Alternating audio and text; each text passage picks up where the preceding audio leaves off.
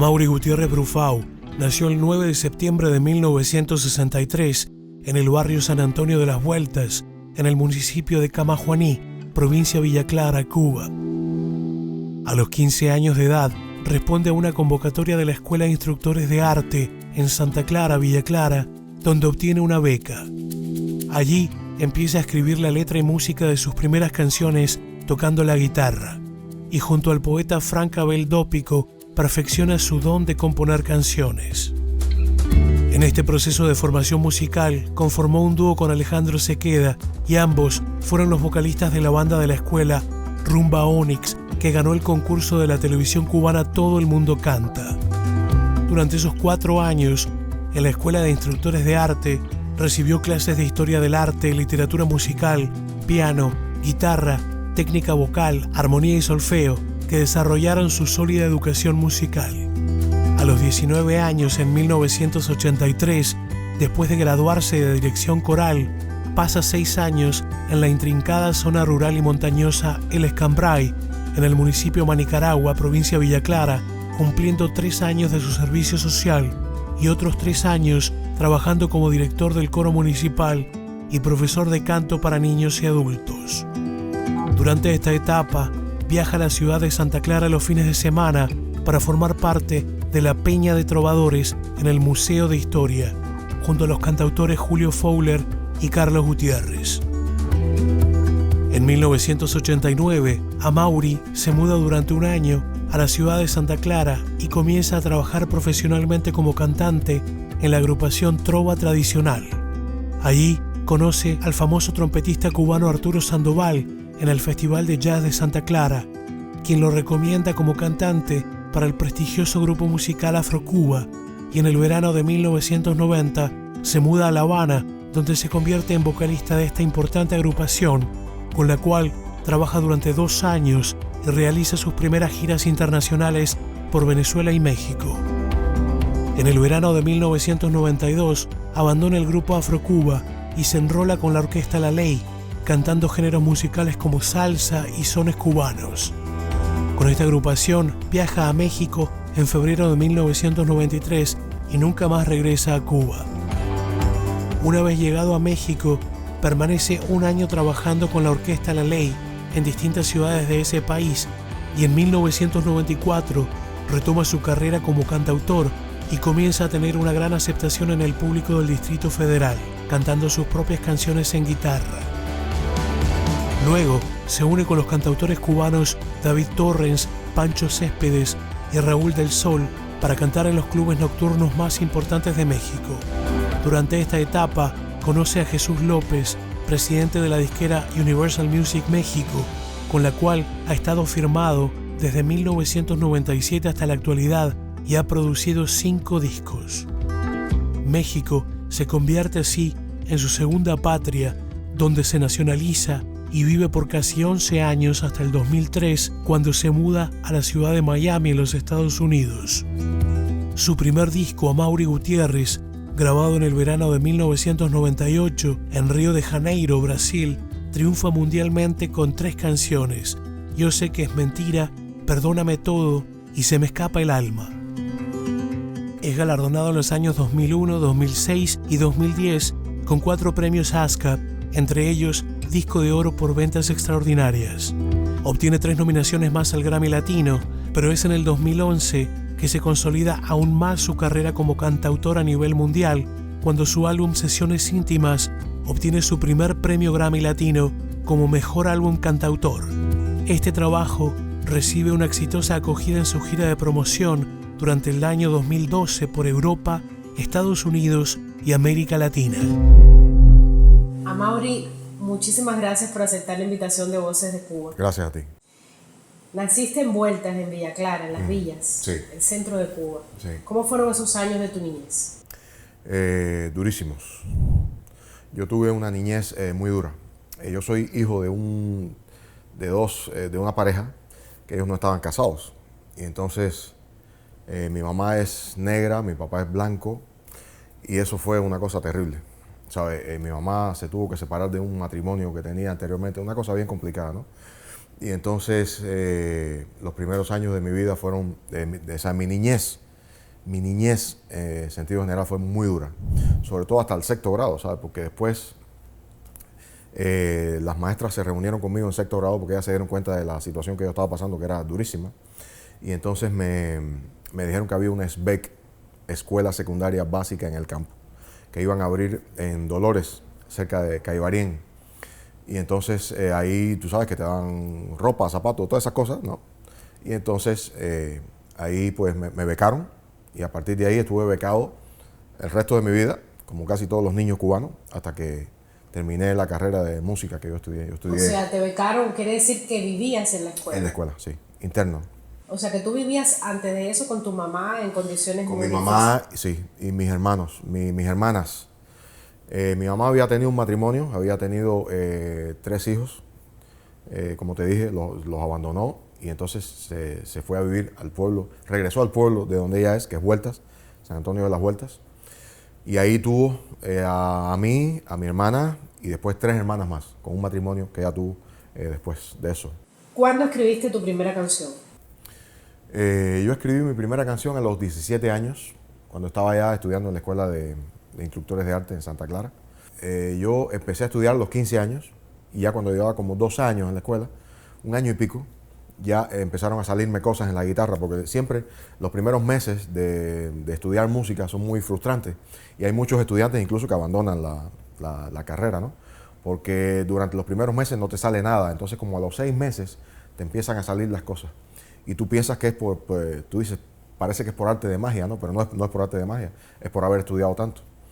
Y entonces, como a los 17 años, empecé a escribir mis primeras canciones y a partir de ahí, pues, me di cuenta de que era mi verdadera vocación, lo de escribir y cantar. ¿Y tienes alguna herencia musical Había en tu familia? un abuelo, sí, padre de mi mamá, que era músico. Yo no lo conocí, pero mi mamá me contaba que él tocaba tres, tocaba piano, tocaba saxofón, era músico, pero yo no lo conocí. Entonces, lo más cercano, la referencia musical más cercana que yo tenía era mi madre, porque mi madre tiene muy buena voz y ella canta muy lindo. Y en la casa se pasaba el día cantando, mientras limpiaba, mientras cocinaba, lo que sea, ¿no?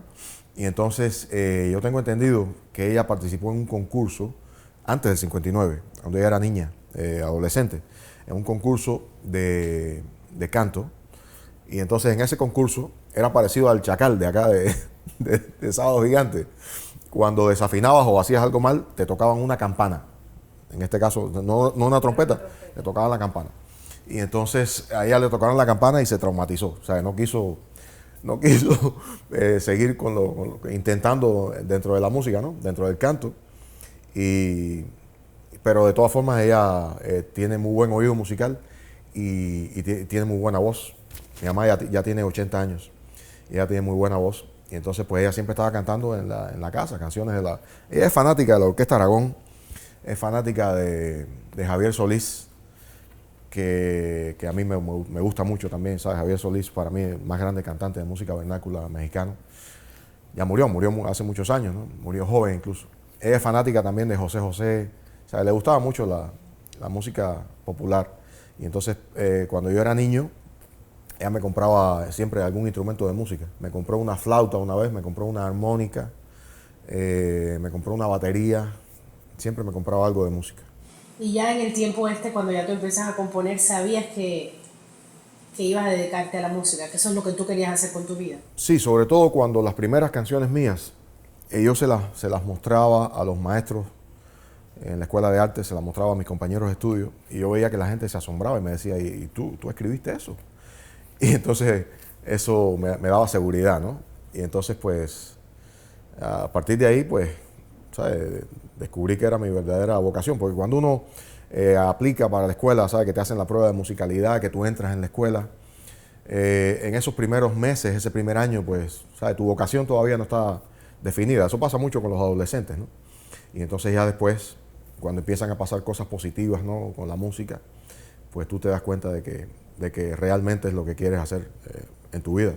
De esos años como estudiante de música, ¿qué recuerdas más? ¿Qué te viene más a la mente?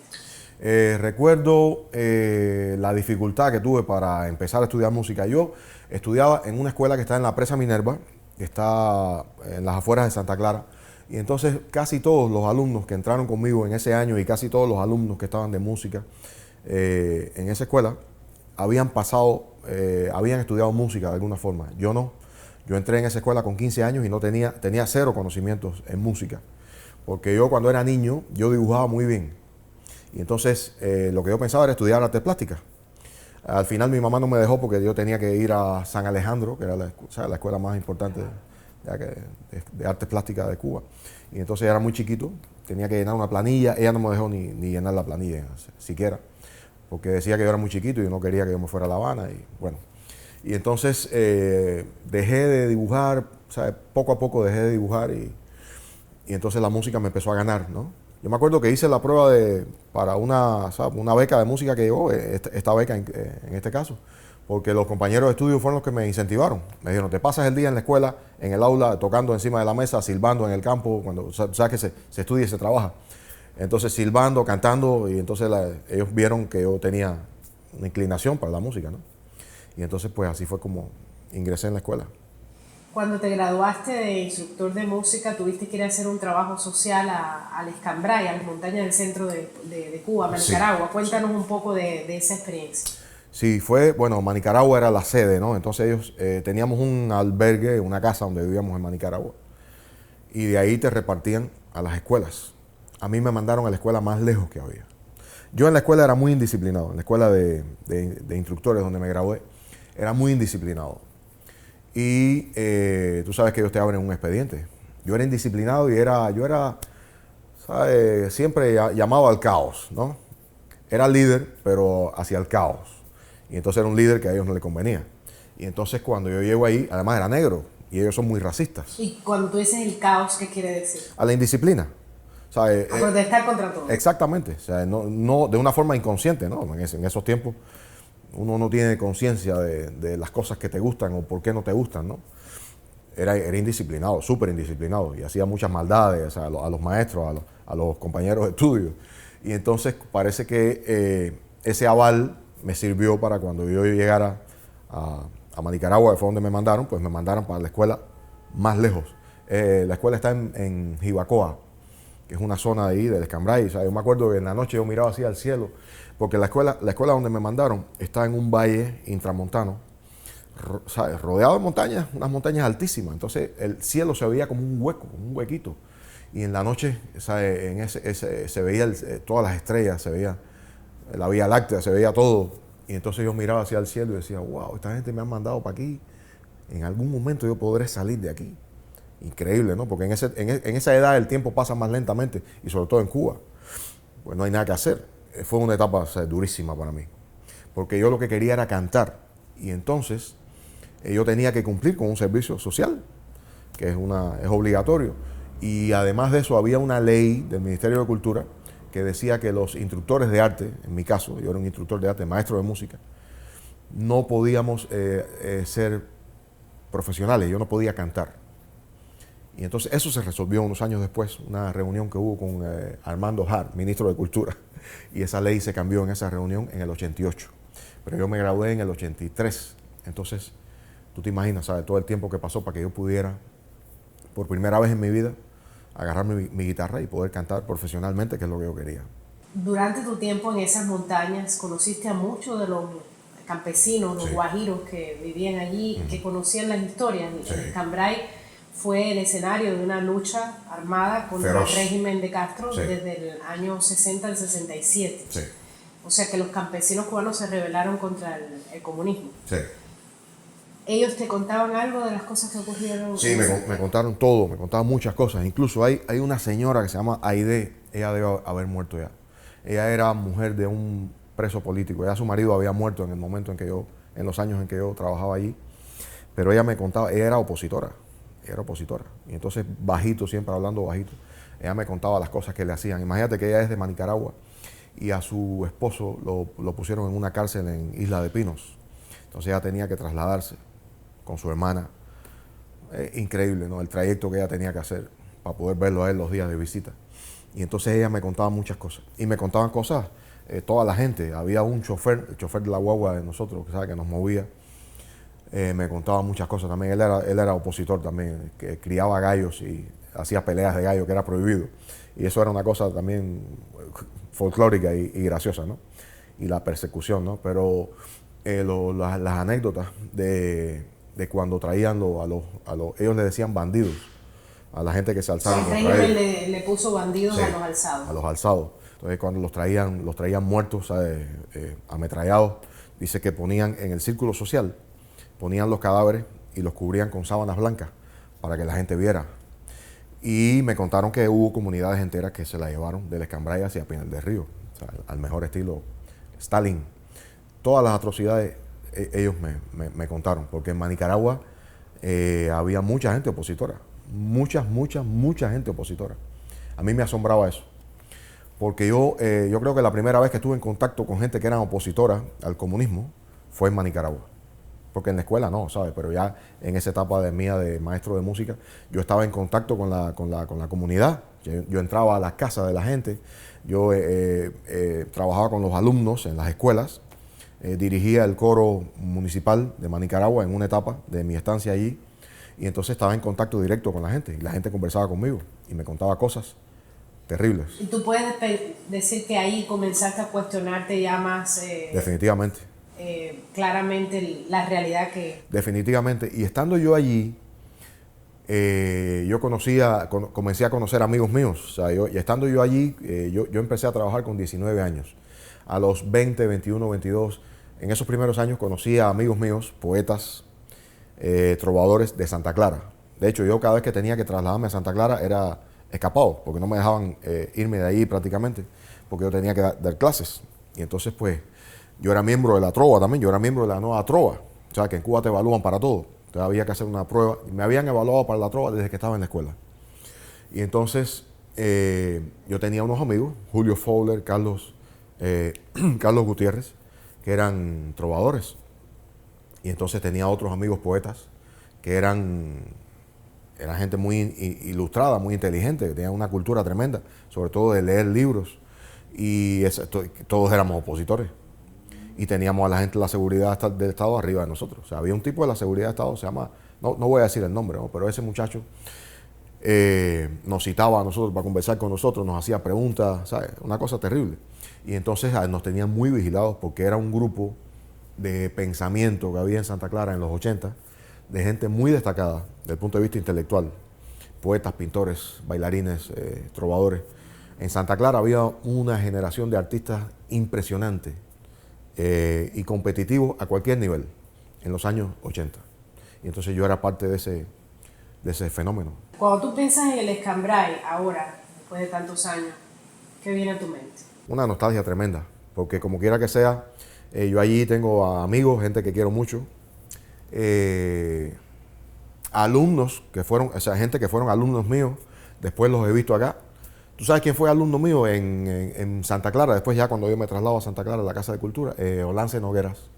Fue alumno mío, por una semana fue alumno mío, porque ellos tenían un grupo de son en el Fajardo. Él es graduado del Fajardo, de la Escuela de Maestros de Educación Física de Santa Clara. Y entonces, en Manicaragua, ¿sabes? Yo viví 6 años de mi vida ahí, de los 19 a los 25 años. Y entonces allí conozco gente de distintas edades, gente que seguramente han muerto ya, gente que cantaba en el coro que yo dirigía, gente que fueron alumnos míos, amigos. Hicimos un grupo ahí, yo cantaba con una orquesta de son que hicimos ahí también. O sea, Manicaragua era como mi casa. Incluso hay mucha gente que piensa que yo soy de Manicaragua. Hay otros que piensan que soy de Santa Clara, hay otros que saben que soy de Vueltas, ¿no? Pero fue parte de mi vida Manicaragua, el Escambray.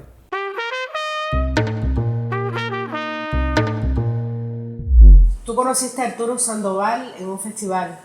En el 90, en Santa Clara. En el año 90, en Santa Clara. Sí. Cuéntanos un poco ese encuentro y cómo marcó tu carrera artística, Arturo.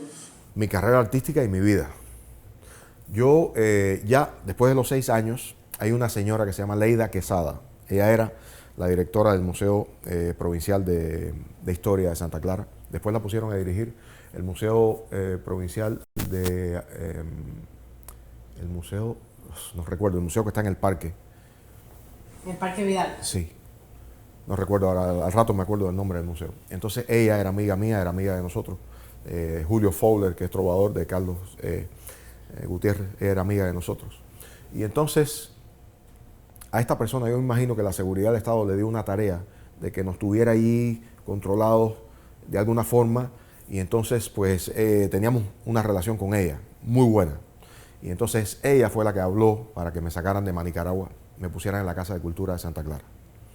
Y entonces, eso fue, yo viví en Santa Clara solo un año, o sea, viviendo en Santa Clara solo un año. En ese año pasaron dos cosas muy importantes en mi vida. Me dieron la oportunidad de evaluarme. Tú sabes que te evalúan para ser músico, te evalúan para todo.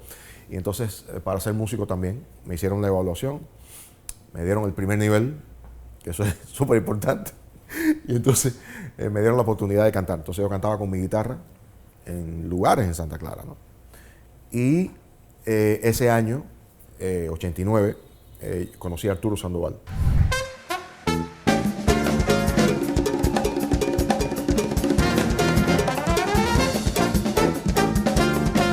Había un festival de jazz, yo cantaba con una banda de jazz, cantaba mis canciones. Entonces ellos hacían una parte instrumental y después me invitaban a mí a cantar en la segunda parte del show. Y esa parte era cantada, ¿no?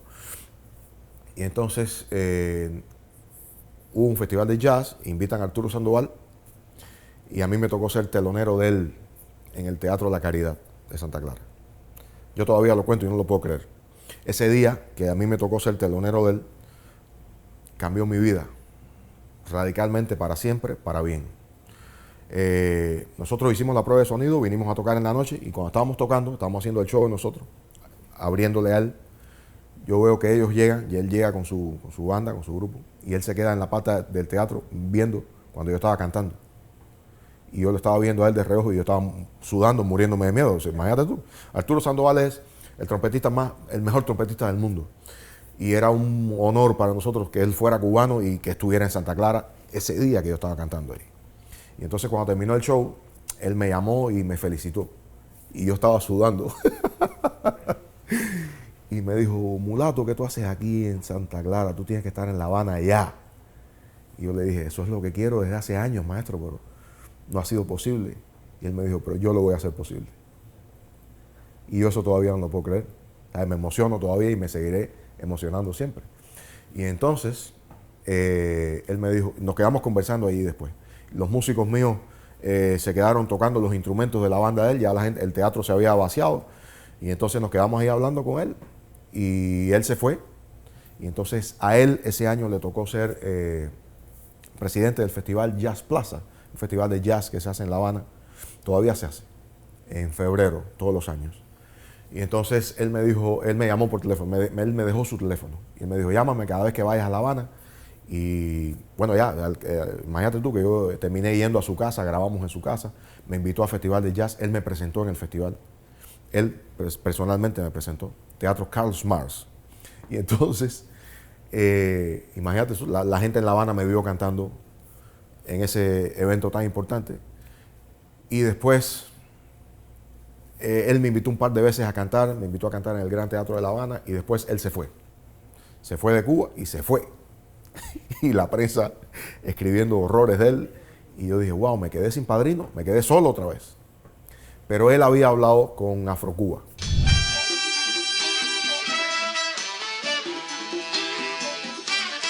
Él le habló de mí a todo el mundo en La Habana. Y entonces, la gente de Afrocuba me mandaron a buscar. Afrocuba era una banda, super banda, la mejor banda de Cuba, la mejor jazz band que ha existido en Cuba, para mi gusto, Afrocuba. Y entonces ellos estaban buscando un vocalista y como él les había hablado de mí, ellos me mandaron a buscar. Entonces yo fui de Santa Clara a La Habana con Afrocuba. Ensayamos una semana, hicimos un concierto en el Teatro Nacional y nos fuimos a Caracas. Y entonces ahí ya cambió, ahí sí cambió mi vida, o sea, para siempre. Cuando yo vi esa Caracas del 90, que era una cosa preciosa, el olor a comida en la calle, no se me olvida eso. Aquellos cerros, aquellos rascacielos, aquellas autopistas, ¿sabes? Yo me quedé impresionado, ¿no? Entonces estuvimos unos cuantos días ahí, cantamos en la Universidad Central, cantamos en la Universidad Simón Bolívar, pero íbamos para un evento que era Festival de Jazz. Entonces cantamos en un lugar que se llama el Centro Cultural de Rómulo Gallegos. Ahí cantamos y bueno, regresamos a Cuba. Después fuimos a México, Festival Cervantino, hicimos una gira por todo el país, me hicieron una oferta de trabajo y había que quedarse en México. Era la segunda vez que yo salía de Cuba, era un guajiro, tenía 27 años y entonces no me quedé en México. Llegamos a Cuba, el director de la banda se había quedado en México hasta el día de hoy, no regresó nunca. Y entonces el grupo se empezó a desintegrar y se deshizo, Afrocuba. Y entonces yo arrepentido de no haberme quedado en México. Pasaron 2 años y yo le pedí a Dios que me sacara para México porque me había encantado y a la gente le gustó ahí como yo cantaba. Y me había encantado México. Y además, como tenemos tantas referencias de México a través del cine, de la televisión, tú sabes, yo me imaginaba cómo era México ya cuando yo fui, ¿no? Y entonces, bueno, me hicieron una invitación de una orquesta de salsa para irnos a México. Y yo dije que no. Y entonces, a los 15 días los llamé otra vez. Y les dije, todavía existe la posibilidad. Me dijeron, claro, estamos esperando por ti. Y entonces ya, esa fue mi salvación. Y ahí estuvimos como 6 meses con esa orquesta. Nos íbamos a ir como a los 3 meses, pero se empezaron a atrasar los papeles y las cosas. Y como a los 6 meses, 13 de febrero del 93, estábamos en el aeropuerto listos para irnos. Después de varios días de avatares con papeles y cosas, ¿no? En la embajada del consulado de México. Ese día nos dijeron que había un problema con unos papeles y que nos íbamos al día siguiente seguro. Y entonces decidimos quedarnos a dormir en el aeropuerto, ya para no regresar a donde vivíamos. Y entonces, bueno, el 14 de febrero, en la mañana, nos fuimos a México hasta el día de hoy. Decidiste quedarte en México. Sí. Ya cuando tú te decides quedar en México, lo haces por buscar posibilidades para tu carrera artística, Sí. o porque ya tienes o porque también tienes una visión de que en Cuba no hay futuro. Mira, yo era opositor desde muy joven. Al principio no lo sabía, después sí fui consciente de eso. Yo me acuerdo, hay un amigo, pues yo vivía en La Habana cuando estuve con Afrocuba, vivía en casa de Alejandro Gutiérrez. Él es un trovador cubano, amigo mío. Yo lo quiero mucho. Su mamá trabajaba en la embajada cubana en Moscú. Y entonces cuando ocurrió el golpe de Estado a Gorbachev, que el gobierno cubano no se declaró, no hizo una declaración, pues entonces mandaron a toda la gente de la embajada de Moscú para sus casas. Entonces su mamá regresó a su casa y yo tuve que irme. Entonces yo recuerdo que después, cuando pasaron los años, ¿no? Que ya yo había, ¿sabes? Estaba con Universal y estaba viajando por el mundo entero. En España yo me encontré con Alejandro y Alejandro me dijo, el primer gusano que yo conocí fuiste tú. Yo hablaba unas cosas en su casa y él se quedaba callado siempre, ¿no? Cuando yo hablaba. Pero él me dijo eso y me dio mucha gracia, ¿no? Con lo cual te quiero decir de que yo estaba en contra del gobierno de que era muy joven, ¿no? Lo que pasa es que cuando me voy a México y cuando vivo en México, que tú empiezas a ver información, a recibir información de todo tipo, que empiezas a leer los periódicos que tú quieres, a ver la televisión que tú quieres, y después la internet, ¿sabes? Y ahí ya, por favor. Y después que me mudo a Miami, por favor, ¿sabes? ¿Cuándo es que llegas a Miami? Yo, la primera vez que vine aquí fue en el 99, cuando salió el primer disco mío. De hecho, el disco no había salido todavía. Y entonces fue una convención de marketing de la compañía Universal, que yo era artista de esa compañía, Universal México, porque yo era artista de México, ¿no? Y entonces fue acá en el Hotel Billmore y vine a cantar con mi guitarra para la gente de la compañía, ¿no? Y cuando yo vi Miami, ahí quedé deslumbrado, de una vez y por todas. Sin embargo, México significa mucho para ti. No, O sea, México, en muchas entrevistas has dicho que México es tu segunda patria. Cuéntanos todo. un poco qué significa México para ti. O sea, todo. O sea, a México yo le debo todo porque es el país donde tuve la oportunidad de ser tratado como artista por primera vez y como persona. En México la gente mira a los artistas así. Y entonces, ¿sabes? Cuando ellos son fanáticos tuyos, eso es para toda la vida. Ellos nunca te abandonan. Y entonces yo viví 11 años ahí. Los primeros años fueron súper difíciles, ¿no? Pero ya después llegaron las oportunidades y entonces yo firmé con Universal. Primero firmé como compositor con Warner Chappell de México y después como artista con Universal de México, ¿no? Y entonces el proyecto mío, ellos lo hicieron internacional y por eso es que la música mía se escuchó en todas partes, ¿sabes? En toda Hispanoamérica, Estados Unidos. Y entonces a México le debo todo. O sea, cada vez que yo regreso ahí, tengo amigos, mi hijo nació en México, mi hijo varón nació en México. Entonces, México para mí es todo. Yo me hice mexicano, o sea, yo estuve en una una ceremonia con el presidente Fox y todo, ahí me entregaron mi pasaporte. Yo soy mexicano y a veces, ya no, ahora tengo el pasaporte americano, ¿no? Pero yo viajaba con ese pasaporte a todas partes. O sea, México es todo para mí. ¿Y qué es la libertad para ti? La libertad es lo más grande que hay. La libertad es lo más grande que hay, es lo más grande. La libertad es el sueño más grande que pueda tener un ser humano. Sin la libertad no hay nada, no hay dignidad y no hay vergüenza. Y entonces para mí la libertad y la democracia como sistema social, político, es lo más grande que hay. Yo lo viví en México con todos los problemas que pueda tener la democracia en México y después aquí en Estados Unidos. Para mí es un sueño vivir en esta ciudad y en este país. Para mí es un sueño. A veces me levanto y no lo creo, o sea, que yo estoy viviendo aquí. Porque yo quiero decirte una cosa, el pueblo de Cuba, la gente en Cuba, el país en Cuba, la sociedad, Cuba es el pueblo, el país más proamericano que existe en América Latina y quizás en el mundo. Y entonces este sistema de los Castro nunca pudo con eso, nunca pudo hacer nada en contra de eso. Y entonces en Cuba siempre estamos soñando con los Estados Unidos. En el caso mío, yo di la vuelta por México y al final terminé aquí, ¿no? Pero en Cuba siempre estamos escuchando música americana, las películas americanas nos encantan porque a través de las películas vemos cómo es Estados Unidos, vemos las ciudades, vemos los campos, vemos cómo funciona el país. Y entonces en Cuba la gente siempre está conectada con los Estados Unidos. Desde el punto de vista de la imagen, desde el punto de vista del sonido a través de las emisoras de radio y desde el punto de vista de la imaginación. Siempre ha sido así.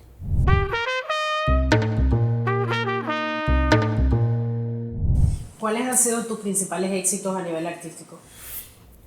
Bueno, tener la oportunidad de firmar con una compañía editora que es una de las más importantes, yo como compositor primero en México, y después como artista, ¿no? Y haber tenido la oportunidad de haber grabado 5 discos con Universal y haber sido nominado varias veces a premios Grammy, habérmelo ganado en 2011, haber obtenido el premio Ondas en España, que es el premio más importante que otorga la prensa a los artistas de la música.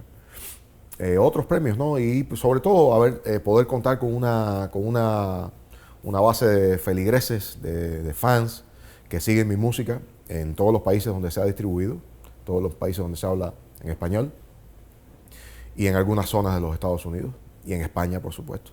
Eso para mí ha sido una bendición y es algo con lo cual yo soñaba, pero lo veía muy lejos, porque, ¿sabes? Ser cubano y soñar con plantearse una carrera a nivel internacional, eso es muy difícil. En primer lugar, tienes que irte de Cuba. Tienes que irte de Cuba, obligado, porque en Cuba no hay relaciones comerciales con los Estados Unidos y todas las empresas disqueras son americanas. Y entonces es imposible desde Cuba firmar con Sony o con Universal. O sea, es muy difícil. Se han dado casos, ¿no?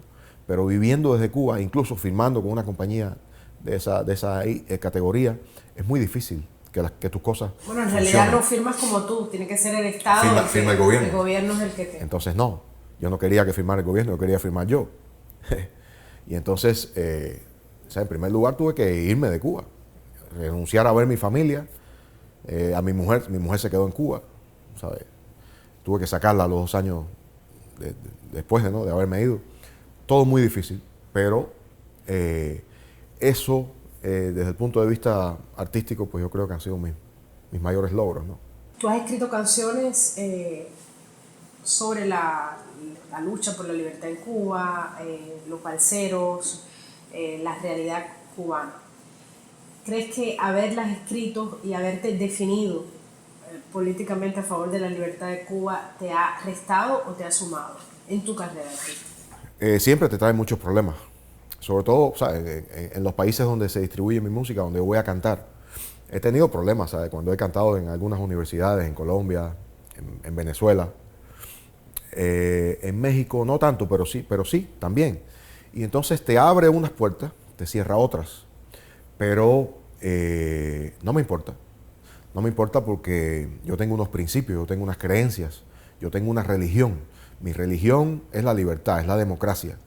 Y entonces yo no voy a renunciar a ser un creyente por obtener algunos beneficios de tipo material, ¿no? Obtener dinero. No voy a renunciar a mis creencias por ser un desvergonzado. No puedo, porque yo soy así. Así me crió Daisy, así aprendí a ser, Así comencé a pensar con mis amigos en Santa Clara y nunca voy a renunciar a ser un hombre libre. Nunca, nunca. Eso para mí, mis creencias son más importantes incluso que la música. ¿Regresarías a Cuba? A mí me encantaría regresar. Lo que pasa es que para eso, en primer lugar, tienen que hacerme una invitación, a la cual yo voy a decir que no. ¿Por qué? Porque cuando ellos te hacen una invitación, tú tienes que sentarte con la gente de la seguridad de Estado y jurarle que tú no vas a cantar tal canción, que tú no vas a decir abajo la dictadura, viva Cuba libre y democrática, por ejemplo, ¿no? Y entonces, pues, si esas serían mis condiciones, yo estoy seguro de que ellos ni siquiera me van a invitar. Y ellos lo saben porque han visto mis entrevistas y ellos están en todas partes y ellos saben cómo uno piensa y se manifiesta. Pero de que me gustaría ir a cantar a Cuba, por supuesto que sí, claro que sí. Ahí está mi público natural, está el pueblo donde yo nací, está el pueblo donde yo estudié música. Cuba es el país donde yo nací y me crié, ¿no? Pero Cuba es un país que está dominado por una familia que está en el poder desde hace ya casi 60 años. Y esa familia gobierna Cuba de un punto de vista, de una manera dictatorial. Y entonces, a mí se me hace injusto cómo tratan a la gente allí. Y entonces, pues, yo no estoy dispuesto a aceptar las condiciones que ponen ellos para que uno se presente allí. Y te repito, nunca me han invitado. Además de todo lo que te he dicho, nunca me han invitado. Los músicos cubanos, o sea, por ejemplo, la realidad tuya, cuando tú estabas en el grupo Afrocuba, explica de qué manera ustedes lograban salir al exterior. O sea, cuando saliste a Caracas o a México, ¿cómo funciona eso? O sea, ¿salen ustedes por su cuenta o es que los envían? No, por supuesto que por nuestra cuenta no. O sea, en Cuba es un país comunista, totalitario, o sea, dominado por una familia que controla todo. Y entonces, cuando sales a través del Instituto de la Música, que es una instancia del gobierno. Entonces, cuando los músicos cubanos viajan al mundo entero, los músicos reciben unos viáticos. El sueldo de las actuaciones, de las presentaciones, va directo al Instituto de la Música y de ahí va directo al bolsillo de los Castro. Así es como funciona. O sea, nosotros no cobramos un sueldo por las presentaciones en el extranjero. Simplemente te pagan un viático para que tú comas y el sueldo real lo cobra el gobierno.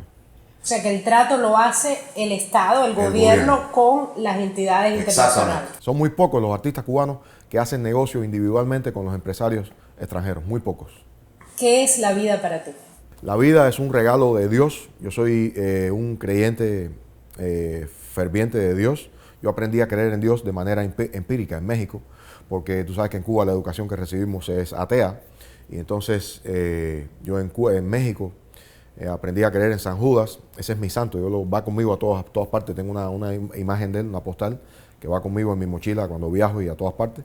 Y en mi casa tengo una imagen de San Judas frente a mi cama. Y yo soy un cristiano empírico, porque yo creo en Jesucristo. Creo en Él porque fue una figura histórica y porque para mí Él es espíritu y Él es la encarnación del sacrificio. Y entonces yo siempre digo que soy un cristiano empírico cimarrón por Cuba libre. Esa es mi definición, ¿no? Espiritual.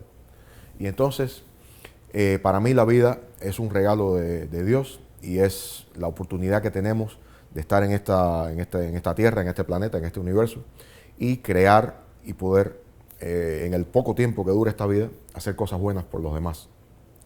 ¿Qué es Cuba para ti? Cuba para mí es mi casa, el principio de mi fundación como ser humano, pensante, consciente. Es el lugar el país donde estudié música. Cuba es uno de los países más lindos del mundo. Cuba es la isla más importante de América. Como lo decía Cabrera Infante, Cuba es como Japón. Cuba es como Japón para Asia. Cuba es como Inglaterra para Europa. Cuba es la isla más importante de este hemisferio y es un país con un potencial desde el punto de vista humano increíble, increíble. Lo pudo demostrar en una etapa, sobre todo antes del 59. Después no ha podido demostrar Cuba lo que es capaz de hacer desde muchos puntos de vista. Cuba, en los años 50, por ejemplo, era un país que tenía 6 millones de habitantes y era un país que había producido una música tan poderosa que se bailaba en todas partes, se escuchaba en todas partes del planeta, se escuchaba en Hollywood, se escuchaba en México, en todas partes. Y era un país que tenía 6 millones de habitantes. Después de eso, Cuba ha caído en un bache, en un hueco, porque había una dictadura que era terrible y la gente quería que eso mejorara, y entonces apostaron por un cambio y el cambio resultó ser un fiasco, un engaño colectivo, y Cuba cayó en la desgracia. Pero yo estoy seguro de que más tarde o más temprano Cuba se va a levantar. Yo a veces tengo unos ataques de optimismo, a veces tengo unos ataques de pesimismo, es lógico. Pero sobre todo, generalmente yo soy un optimista natural y yo creo que Cuba tiene un futuro luminoso porque su gente se lo merece y porque tiene el potencial humano para que eso sea posible.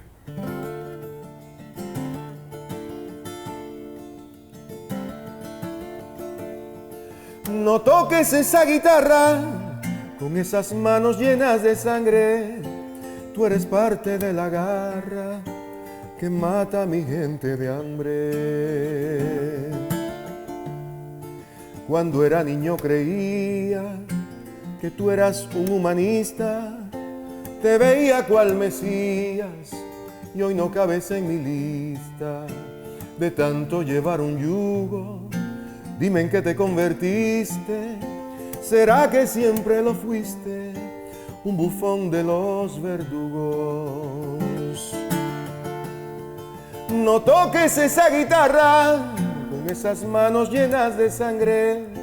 Tú eres parte de la garra que mata a mi gente de hambre. Yo sé que te disfrazaste de proletario sencillo con tu hoz y tu martillo, y que a muchos engañaste.